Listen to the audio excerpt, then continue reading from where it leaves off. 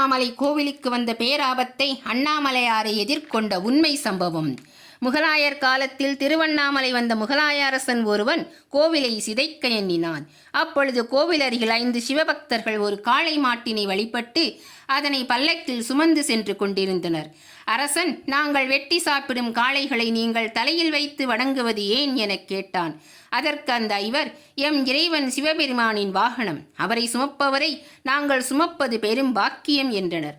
அதற்கு அரசன், சிவன் இந்த அண்ணாமலையார் உண்மையிலே சக்தி உடையவராக இருந்தால் நான் இந்த மாட்டை 2ஆக வெட்டுகிறேன், வந்து சேர்த்து வைத்து உயிர் கொடுக்கச் சொல் என்று கூறி வெட்டிவிட்டான். உடனே பதறிய 5 அண்ணாமலையாரிடம் முறையிட, அண்ணாமலையார் அசரீரியாய் வடக்கே என் ஆத்ம பக்தன் ஒருவன் நமசிவாய என ஜபித்துக் கொண்டிருக்கிறான், அவனை தேடி இங்கு அழைத்து வாருங்கள் என்றார். அவ்விடம் சென்ற 5 15 வயது பாலகனை கண்டனர்.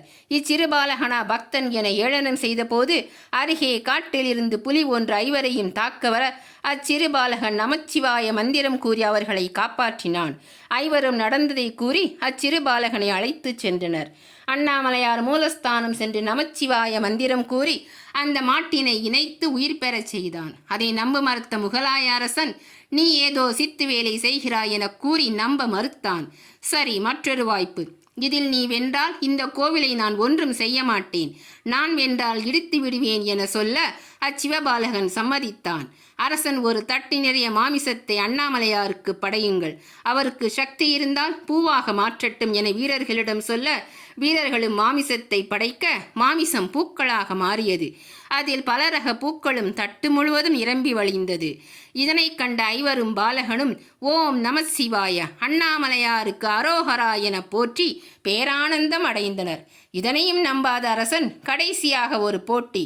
நம் பெரிய நந்தியை பார்த்து, இந்த உயிரில்லாத நந்திக்கு உயிர் கொடுத்து காலை மாற்றி மடித்து வைத்து உட்கார்ந்து விட்டால் உங்கள் அண்ணாமலையாரை வணங்கி இக்கோவிலை சிதைக்கும் முயற்சியையும் கொள்ளையடித்த நகைகளையும் அண்ணாமலையாரிடமே ஒப்படைத்து விட்டு செல்கிறேன் என்றான்.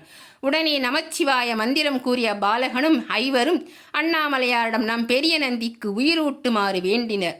கருணை கடலல்லவா நம் அண்ணாமலையார். உடனே நம் பெரிய நந்திக்கு உயிர் கொடுத்து கால் மாற்றி மடக்கி வைக்க உத்தரவிட்டார்.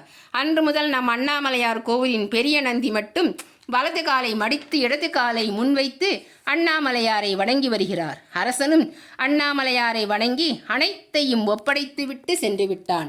அந்த பாலகன் தான் வீரேகிய முனிவர்.